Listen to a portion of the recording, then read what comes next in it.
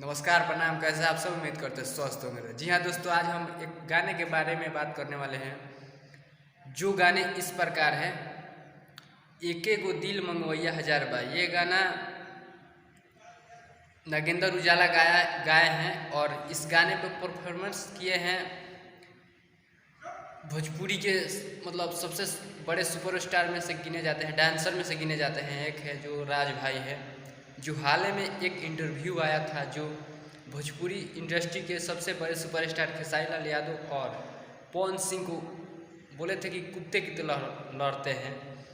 शायद इसी के वजह से उनका गाना एक वायरल हो गया, जिस गाने का नाम है एके गो दिल मंगवैया हजार बा। ये गाना काफ़ी तेज़ी से वायरल हो रहा है और रील पे मतलब 2 लाख करीब रील बन चुका है।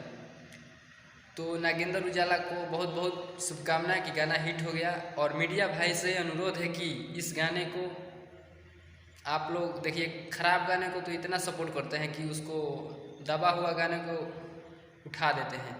तो इस गाने पर भी न्यूज़ बनाए और इस भाई को मिलना चाहिए, क्रेडिट मिलना चाहिए कि हाँ एक सही गाना गाए हैं। और इस गाने को प्यार सपोर्ट दीजिए ताकि अच्छे भोजपुरी इंडस्ट्री में गाना आए और ऐसे ही तहलका मचे रहे।